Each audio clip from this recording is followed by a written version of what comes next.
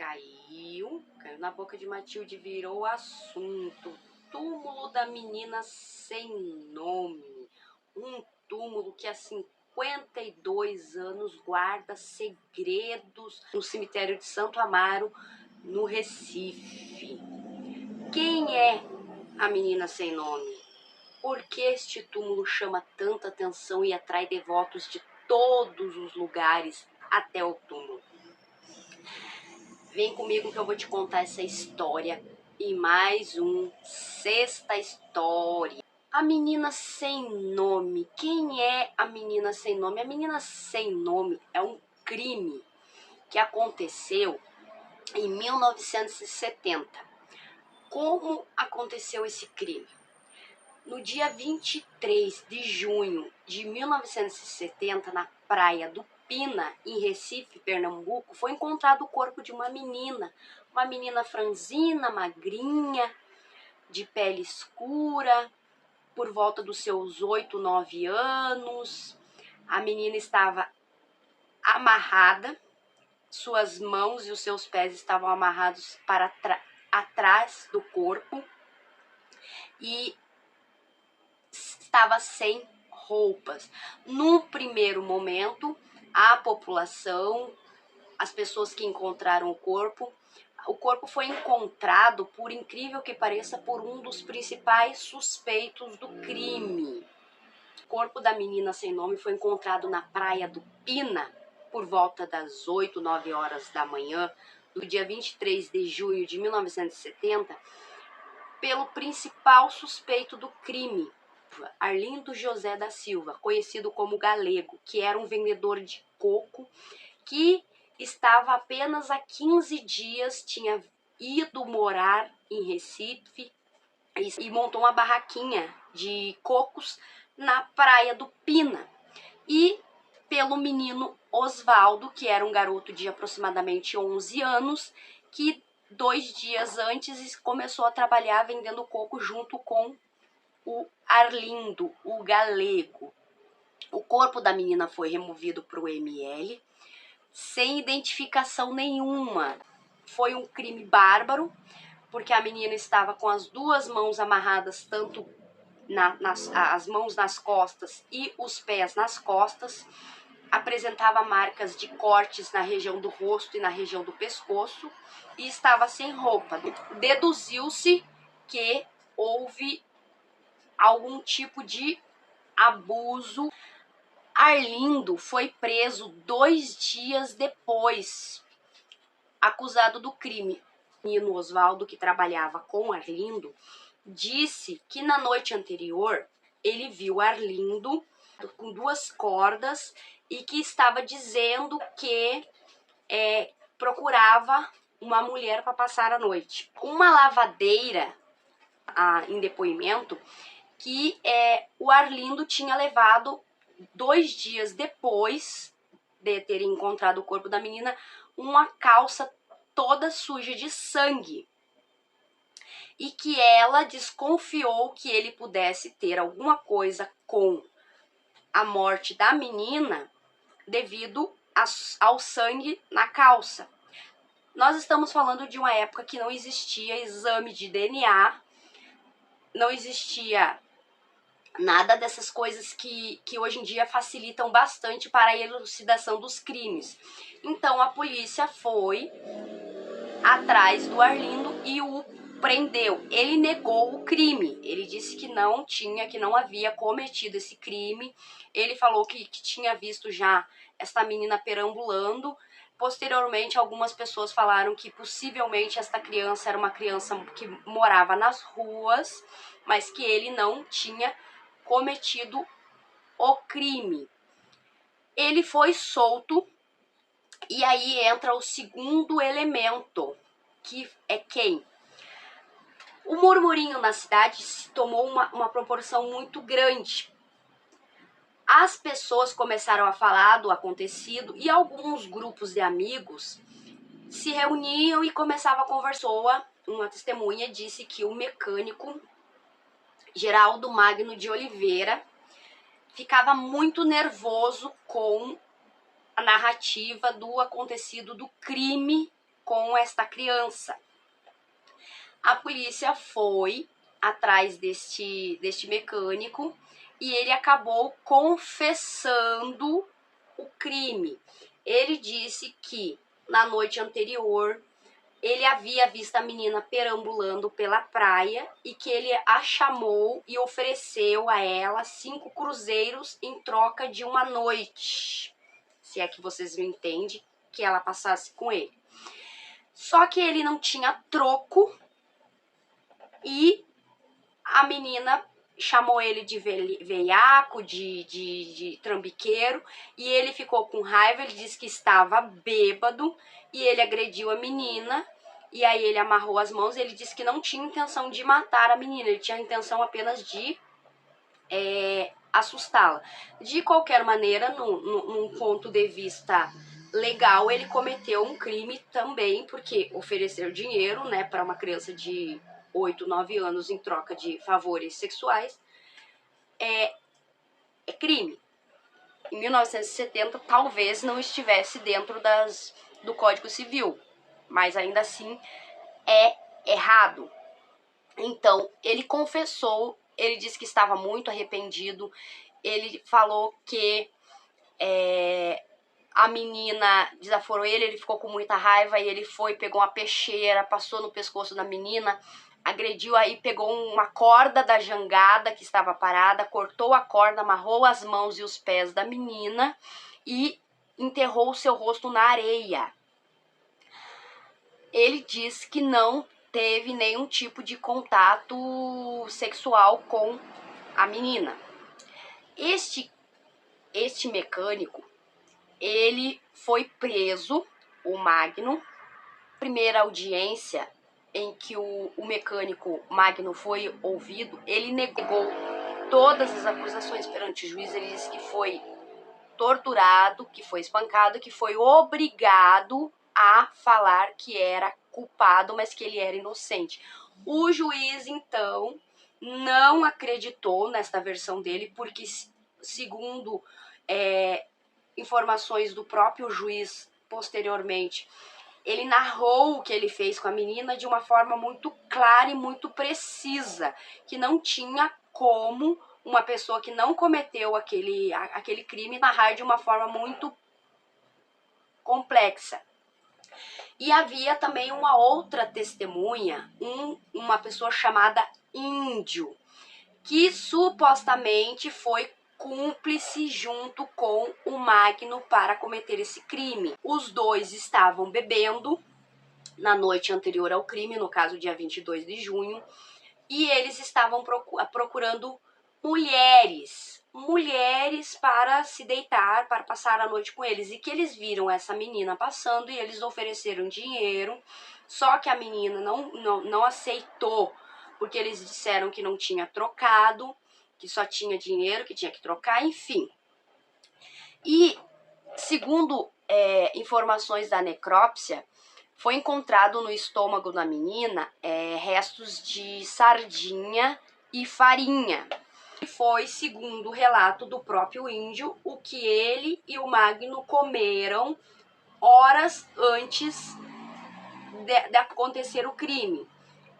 A necrópsia identificou que a morte dessa criança aconteceu por volta de 8 e 9 horas do dia 22 de junho. O corpo foi encontrado no dia 23, na Praia do Pina, por volta das 8 horas da manhã, mas a morte foi entre 8 e 9 horas da noite do dia anterior.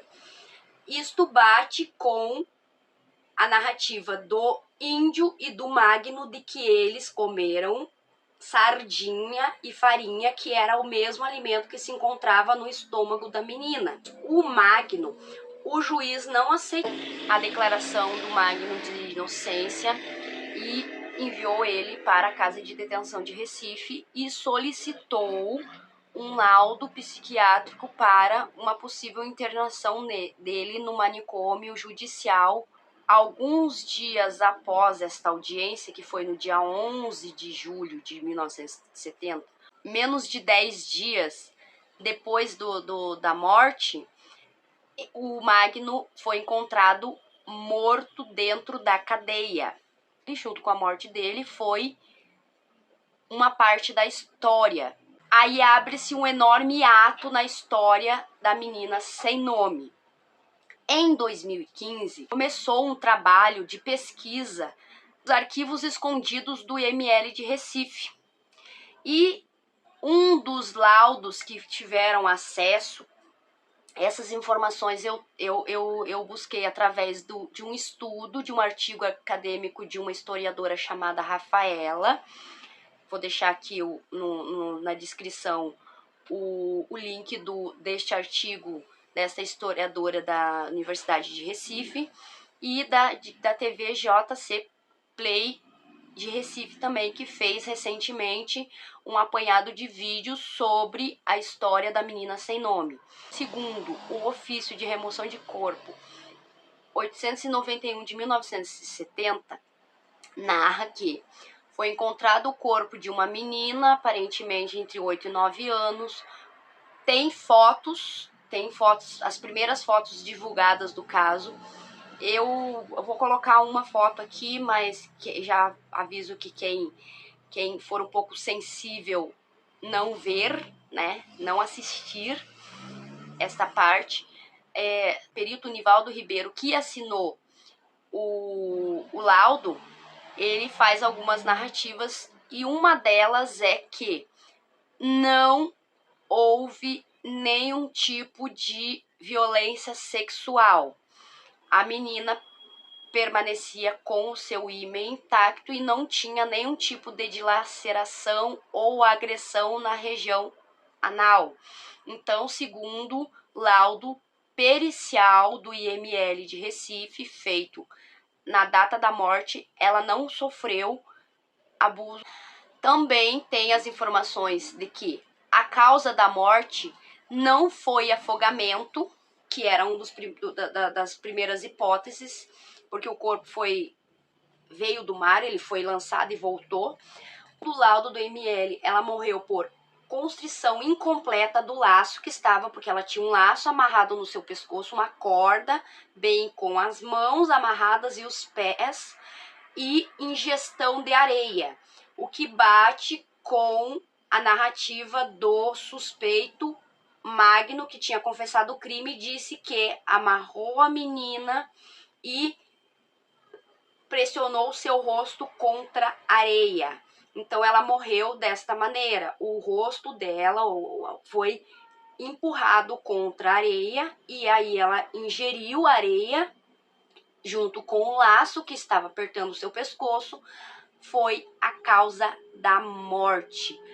O laudo explica também o que foi encontrado no estômago da menina, que previamente nos jornais, quando aconteceu o crime, já tinha sido noticiado de que tinha sido encontrado restos de sardinha e farinha no estômago da garota, o que bate com a narrativa do Magno e do Índio, de que eles comeram esses alimentos na noite anterior. A menina não apresentava lesão de defesa, ou seja, ela não teve condições de se defender, não teria condições, até mesmo porque era uma criança de entre 8 e 9 anos, um corpo franzino.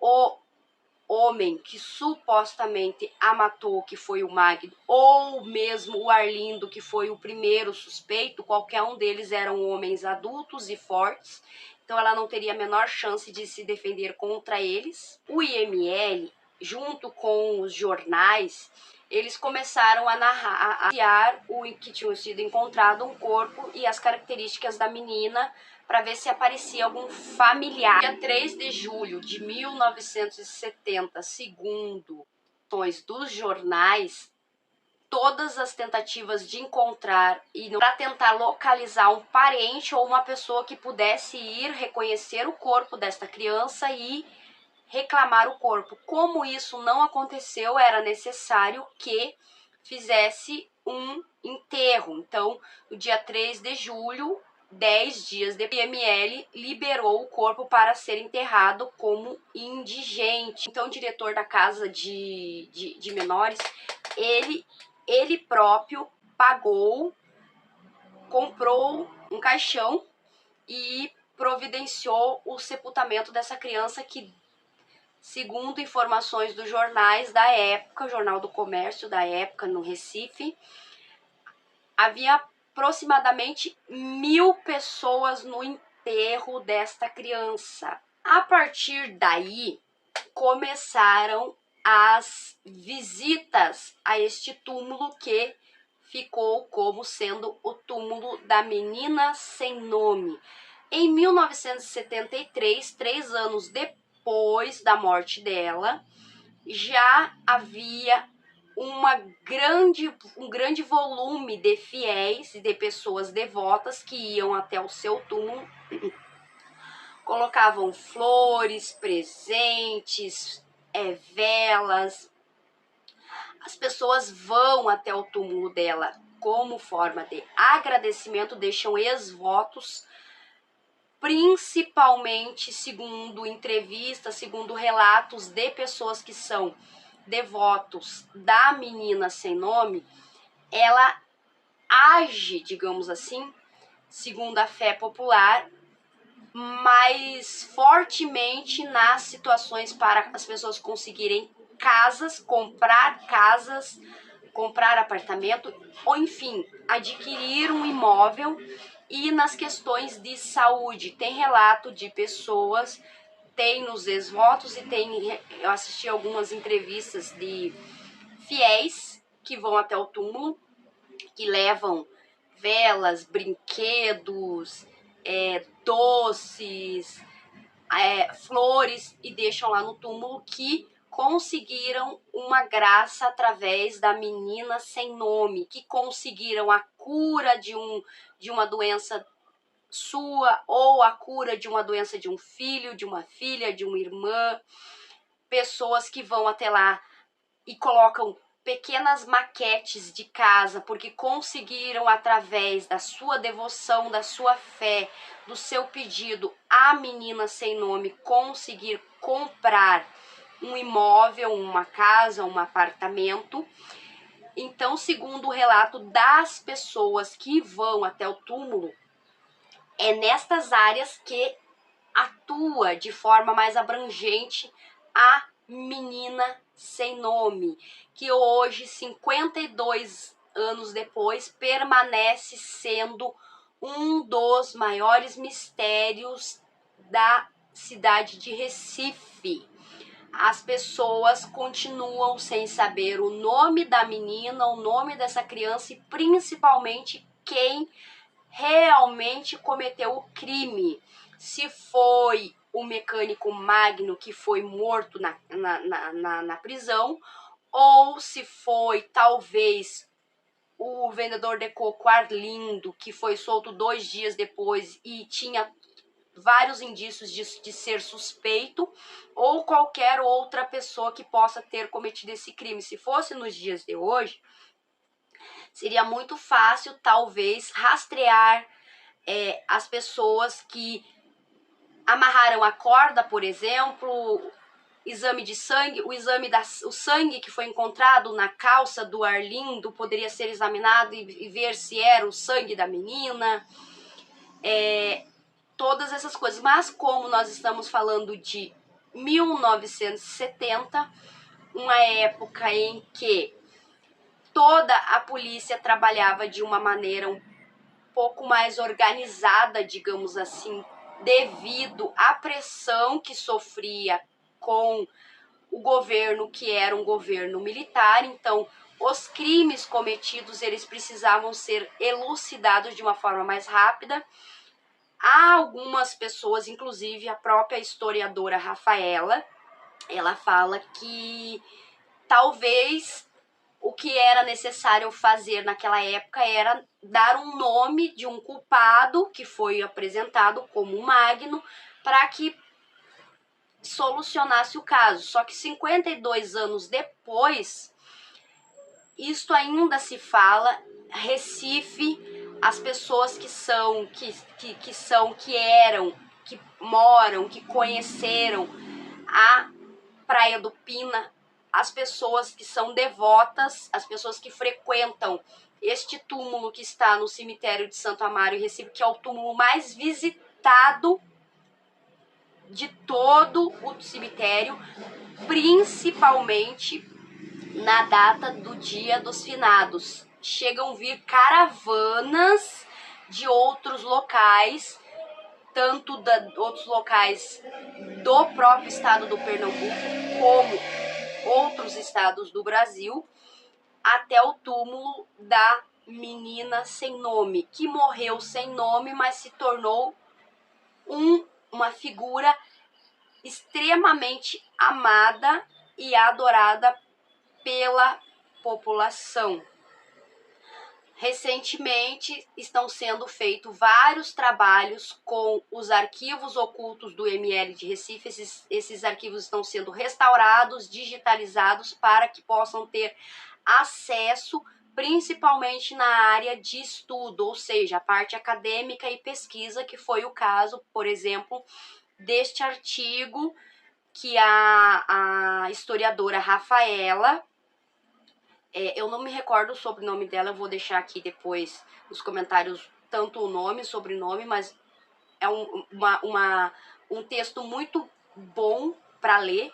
Eu fiz toda essa pesquisa para gravar esse vídeo todo baseado nesse artigo e também nos vídeos feitos pela TV JC Play, que é um canal de televisão do Recife.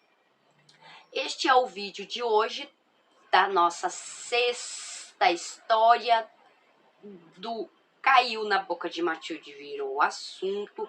Você que não é inscrito, se inscreva no canal, deixe seu like, que ajuda bastante, principalmente que eu estou no começo, estou sempre procurando trazer conteúdos interessantes, conteúdos diversificados.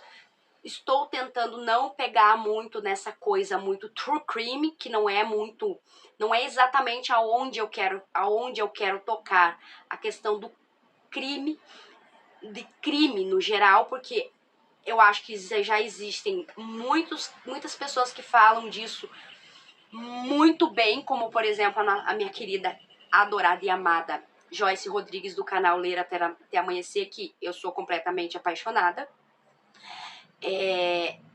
Eu não quero entrar exatamente nessa história, nesse nicho, nesse ponto específico do true crime. Eu quero a questão trazer histórias que tenham algo de diferente, algo ou de sobrenatural, ou de misterioso, ou até mesmo de algo lúdico ou milagroso, como é os casos das crianças e adultos que são os milagreiros do Brasil, como eu fiz o vídeo da Maria Buena, a Santa Milagreira de Curitiba. Agora nós temos a menina sem nome, que é considerada uma milagreira de Recife. Então este é o objetivo, junto com a questão da todas as nuances de uma história, todas as maneiras de contar uma história. Peço que se inscrevam no canal, agradeço muito a todos que assistem, que comentam. Se puder deixar um like, se puder seguir nas outras redes sociais, é tudo a mesma coisa, Caiu na Boca de Matilde, tanto o Instagram como TikTok, Kawaii. Lá eu coloco outros tipos de vídeo, também com temática de curiosidade, só que num formato um pouco menor. Uma boa noite, até o próximo vídeo.